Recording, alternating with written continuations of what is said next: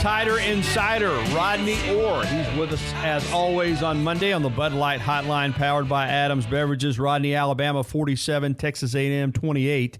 And I know that we're talking about Tennessee Hate Week. We talk about the Iron Bowl, but for you spending a lot of years in Corpus Christi, Texas, I know the rare occasions Alabama plays Texas, how big a game that is for you, and how important it is for you from a standpoint of beating the Ags, because if it's only happened once since they joined the SEC the first year with Johnny Manziel, 2012. But you don't want to be hearing from all those Texas friends of yours about A&M whipping Alabama. So that's a big game for you, and it was a big win for the Crimson Tide. And I know for you personally, it's a sweet one too.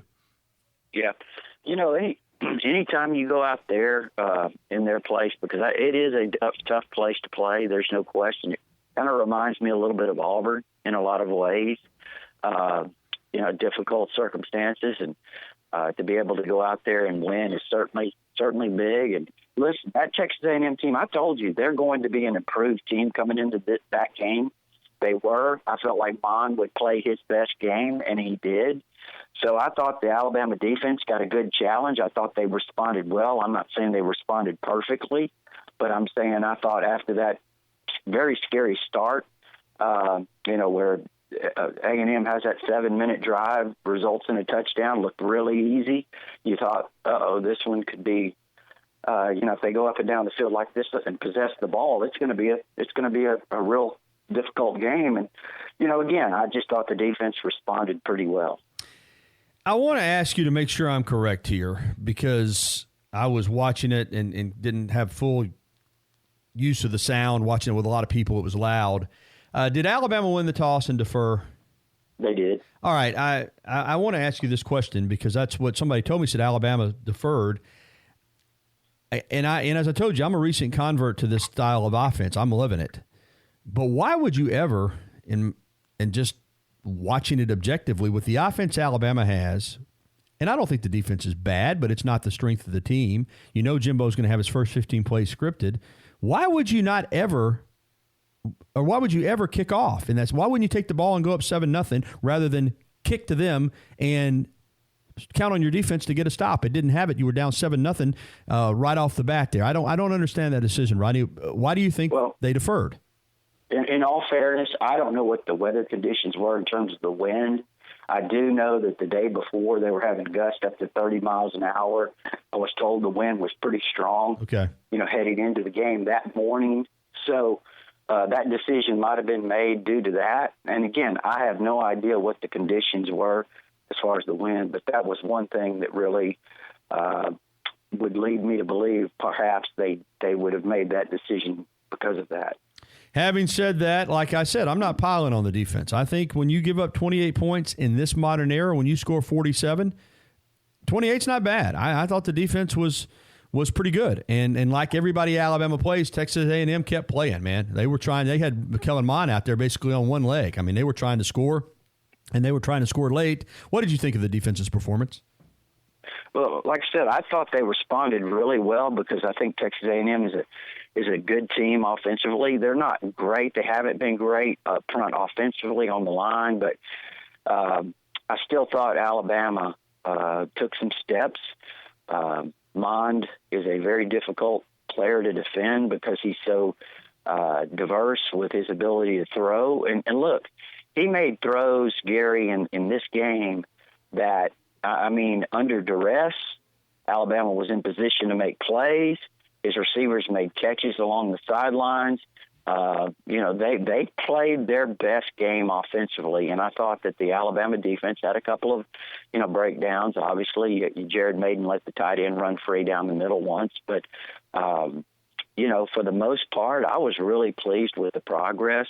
I thought we saw some of the younger players get in there. Christian Barmore seems to be now developing as a third down pass rusher or in pass rushing situations, and I thought that's good. He got pressure. He batted the ball down. But there was a guy, if he had not, knocked the ball down wide open for a big play. I thought Terrell Lewis by far had his best game of the year, maybe one of the best he's had since he's been here. in terms of getting pressure. Anthony Jennings, I'm starting to see some things, some signs of things as we talk about pass rush that will be very, very valuable down the road.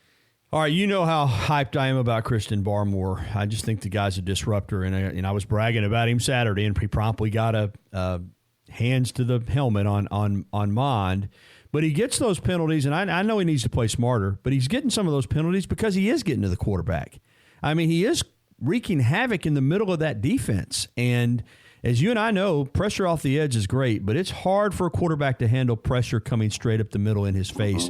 Christian Barmore, again, I thought played well. Maybe he is a little reckless. Maybe there's some technique things he needs to clean up. But, Rodney, there's no denying that he can whip an offensive lineman and get in the backfield.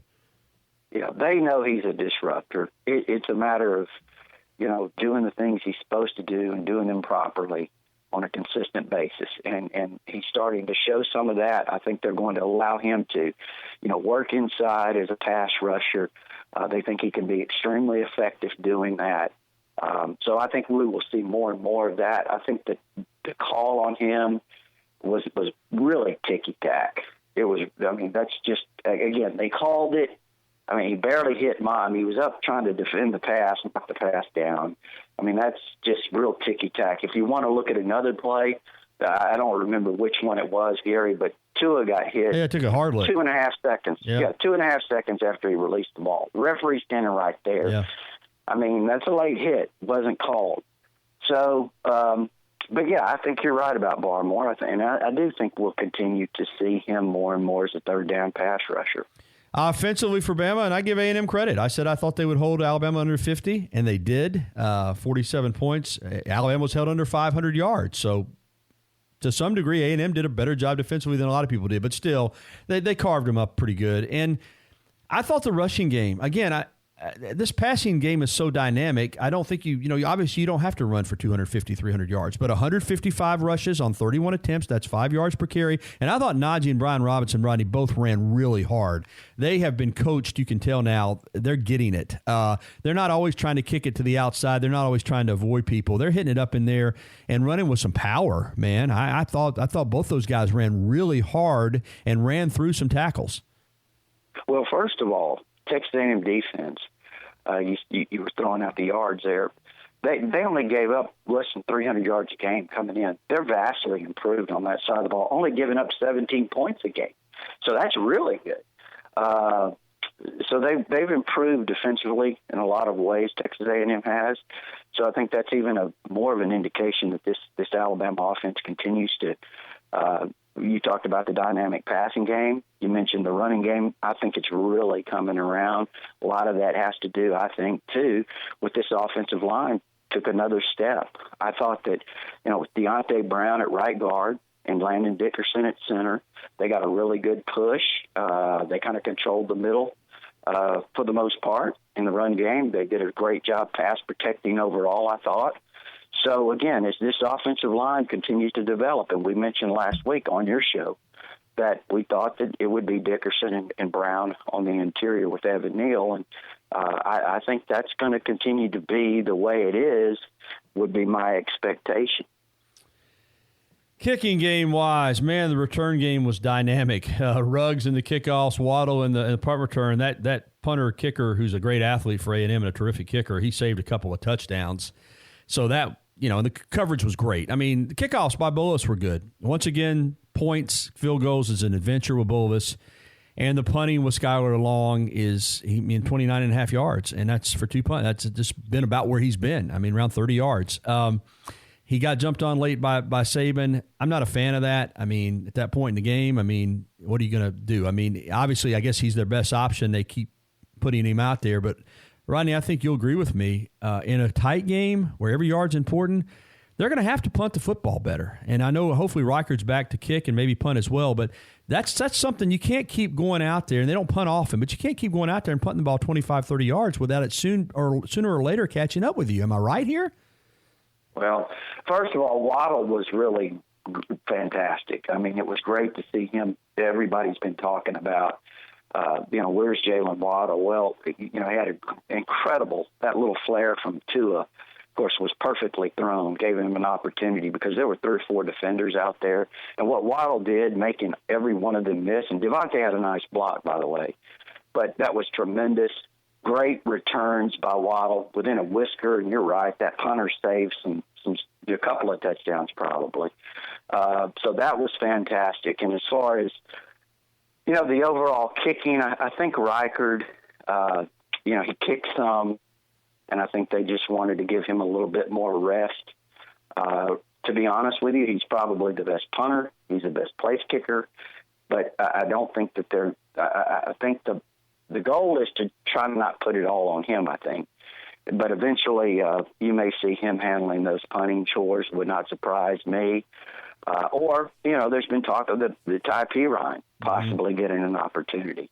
So we'll see that, I think, at some point. I think we'll see a change or someone else getting a look. Would not surprise me this week. And I do think, hopefully, that Riker will be closer to 100%, maybe can, start handling the place kicking as well. All right, Tennessee week, and I like it a lot better when it is on the 3rd Saturday in October, and it is this year, not the 2nd or the 4th, but the 3rd. And I'm happy for Jeremy Pruitt. I mean, and I'm glad Tennessee won. I think it gives the game a little bit more pizzazz. I mean, Alabama's still a 35.5-point favorite, but again, I don't know that right now I can muster up enough hate for Tennessee to call it Tennessee hate week. I mean, Alabama's going to win this game easily, but Tennessee did get a big win for them. They do roll in here. You do have to be prepared to play, but I just don't see any way possible, Rod, that this is a competitive game. You agree or disagree? Well, yes, I would agree just looking at it now. But now, look, I know things you can't compare, but anything can happen because we saw 1990, I'll never forget it. You talking about a mismatch going to Knoxville. Sure. Tennessee had 5 or 6 first-round draft picks on the offensive side of the ball alone. They had three wide receivers, Carl Pickens, Alvin Harper, Anthony Morgan. I mean, they were loaded. And that Alabama team was, 2-3 going into the game, whatever they were. Nobody gave Alabama a chance. You saw what happened, 9-6. Alabama pulls off one of the more monumental upsets in that series history. So I always think about that as caution. But I do think that if it goes as most expect, Alabama should not have an extremely difficult time. Let's be honest. Tennessee struggled. They really have been uncertain at quarterback. They've gone back and forth between Warrantano and the Maurer kid, the true freshman. I assume they'll come in with Warrantano. Looks like he played most of the way against Mississippi State. So yeah. I mean, I think that Alabama should get 13 in a row. Is that what it'll be? Yeah, it'll be 13 in a row if Bama wins. Saban's 12-0 against them at Alabama. I mean, think about that. Is that not incredible? It's incredible. If they can pull this off. I mean, it would be what a streak. Yeah, and like I said, right now, no signs of ending anytime soon. And a reminder, folks, Nick Saban's press conference coming up today at noon. Rodney and I will both be there. You can hear it live here on the Jay Barker Show. Before I let you go, Rod, one quick thought, and then I'm going to get a recruiting question for you, but what you saw in the Florida LSU game, really, really fun football game to watch. Well, I thought Dan Mullen, first of all, did a tremendous job of giving Florida a chance to win. I mean, I thought they had a great plan offensively. I mean, they're somewhat limited, I think. The quarterback did a nice job, but, I mean, I'm not knocking Kyle Trask at all because I do think he did a great job. Just doesn't have a tremendous amount of experience going into Baton Rouge the way he did. They put up 28 points. I mean, obviously LSU won the game. Burrow's very efficient, a very accurate passer. I mean, obviously they're so much better offensively than they've been in the past. But I will say this, and Mullen made a point of this, and I think it's true. They were greatly hampered, Gary. They were without probably their 2 best pass rushers the entire game. And if you watched the game and paid attention to it up front, LSU allowed no pressure. I mean, Burrow had 0 pressure. Now, listen, I'm a Burrow fan. I think he's a great player. I mean, he's come a long way. But I do think that, in the future, he probably maybe in that Alabama game, I think getting pressure on him will be a big key. And I go back to what we talked about at the very beginning. Terrell Lewis, Anthony Jennings, Christian Barmore, that pass rush is making some progress. All right, Rodney, finally, Jamel Burrows, the big defensive lineman out of the Atlanta area, previously committed to Georgia, decommitted, has announced that he is going to make it a commitment announcement in 3 days on his birthday. What are you hearing there? Is Bama in the mix? Well, I mean, I think certainly. It was expected that he was going to flip to Alabama to begin with. Now, I did not expect this until later on. I thought he was going to hold off until later, maybe January or so. So, we'll see. But, yeah, Alabama's certainly been the team that he's – if you listen to what he's talked about and tweeted about, it's kind of been Alabama. So, we'll see what happens. Again, Alabama is in on several other top defensive linemen as well. Indeed, they are. We'll be talking more about all of these topics on Tider Insider TV tomorrow night at 6:30 on WVUA 23. And, of course, we've just scratched the surface of everything they're talking about on TiderInsider.com, man. I can't keep up with it. There are so many conversations running simultaneously on TiderInsider.com. It's worth, I said it before, Rodney, and I mean it. It's worth the $48 just to lurk on the forum. All right. And I don't even post anymore, but it's just worth it. Not to mention all the great information and videos that you get, but just to get out there on that forum and read these folks swapping opinions and comments. It's good stuff. It's entertaining. I'll say that. Well, when you have time, you should tell your listeners one day why you don't post as much on Tider Insider. But, well, I intended to start back up at some point. Yeah, I will tell the story. That's a funny story. It's a good one. Yeah, TiderInsider.com. It's only $48 a year, just $4 a month if you look at it that way, and get access to all the premium stuff and also the as you mentioned, the forum, Gary. But hey, listen to your listeners. If they don't catch Tider Insider TV, they can either catch it on the WVUA 23 website, or if they're on the front page of Tider Insider, it's there as well. All right, great stuff. Enjoyed it, Rod. All right, buddy. See you in a minute.